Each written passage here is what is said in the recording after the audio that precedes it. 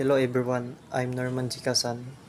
I'm reporter for distance learning, mobile technology and blind learning. Ang una nating tatalakayin ay distance learning. Ang distance learning ay isang paraan ng pag-aaral kung saan magkalayo ang guro at mag-aaral at karaniwang ginagamit sa mga kumpanya upang magsagawa ng pagsasanay. May dalawang paraan ng teknolohiya ang ginagamit dito. Number 1, teleconferencing, isang live na session kung saan real-time na nakikipag-ugnayan ang tagapagsanay at ang mga kalahok. Mabisa at nakakatipid ito.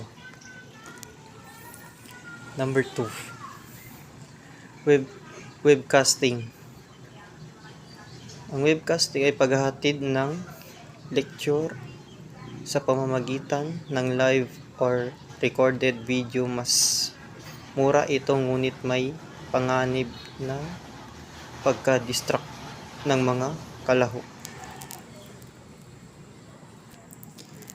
Halimbawa, isang kumpanya ng pagkain sa Pilipinas ang gumagamit ng teleconferencing para sa live demo ng eksperto na pinapanood ng mga empleyado sa iba't ibang lugar. Halimbawa naman sa webcasting, para sa video tutorial at online quiz na maaaring pag-aralan sa sariling oras. Ang mga benepisyo naman nito is nakakatipid sa oras at gastos na napapabuti. Sa ganitong paraan, maiwasan ang mga pagtitipon ng lahat ng mga empleyado sa isang lugar para sa pagsasanay na nakakatipid sa gastos sa paglalakbay or pagpunta nila sa venue at mas napapanatili ang parehong kalidad ng pagsasanay sa lahat ng paraan. Ang next naman ay ang mobile learning. Ang mobile learning, gaya ng lagi nating ginagamit na cellphone or tablet, ay lalong ginagamit para sa pagsasanay dahil sa kaginhawaan at kakayahang mag-aral at kahit saan magagamit at kailan natin gagamitin. Ito daw ay pinapayagan ang mga empleyado na matuto sa kanilang sariling bilis o pasuin ang mga materyales at makipag-ugnayan sa iba pang mga nag-aaral. Halimbawa naman dito ay isang sales representative ng isang kumpanya ng siguro ay mas madalas na sa field ay maaaring gumamit ng kanilang tablet para mag-aral ng mga bagong produkto o pulisya habang naghihintay sa isang kliyente. Ngunit may mga hamon din na ang paggamit ng mobile technology sa pagsasanay. Sa mobile learning, may mga hamon din dito sa paggamit ng mobile technology. Sa pagtiyak na alam ng mga empleyado mo ang paggamit dito at kailangan ng sapat na pagsasanay at suporta sa para matiyak na maayos nilang magagamit ang mobile app at platform.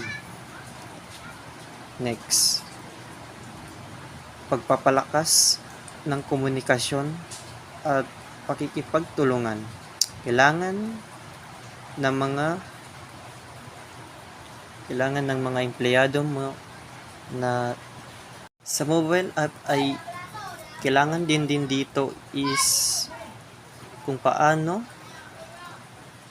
gamitin ng mga empleyado mo, at kailangan din rin nila ng sapat na pagsasanay at suporta para matiyak na maayos nilang nagagamit ang mobile app. And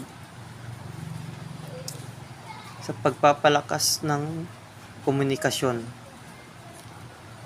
nasasabi naman dito is dapat daw kailangan nila ng sapat na suporta o pagtutulungan, and kailangan din dito nila na gumawa ng group chat sa loob ng app, gaya ng Messenger. Kailangan nilang gumawa ng GC. Next, pagtiyak ng connection sa internet. At sinasabi naman dito is kailangan daw ng may internet ka bago magamit ang app na ito. Mahalaga ang maasahan ang internet access para sa matagumpay na mobile learning. Kung wala kang internet, hindi mo ma-open or magagamit ang app na ginagamit mo. Ang next naman is ang blended learning. Ang blended learning ay isang paraan ng pagsasanay na pinagsasama ang online na pag-aaral at ang tradisyon na face-to-face na session. Halimbawa dito is isang kumpanya ng telekomunikasyon ang nagpaplano na sanayin ang kanilang mga sales representative sa isang bagong produkto na gamit ang blended learning. Number 1, online phase. Magpapadala sila ng mga video, presentation at interactive mobiles sa mga sales representative gamit ang isang learning management system. Number 2, face-to-face. Magkakaroon ng face-to-face 2 days workshop kung saan magkakaroon ng hand-on activities, role-playing exercise sa paghawak ng mga reklamo ng kliyente at group discussion tungkol sa mga best practice. Sa ganitong paraan, nakukuha ang mga benepisyo ng parehong online at face-to-face na pagsasanay. Mas madaling matutunan ng mga konsepto sa pamamagitan ng mga videos at interactive mobiles, habang ang face-to-face na session naman ay nagbibigay ng pagkakataong para sa pakikipag-ugnayan, sa pagbabahagi ng karanasan at paglilinaw ng mga katanungan.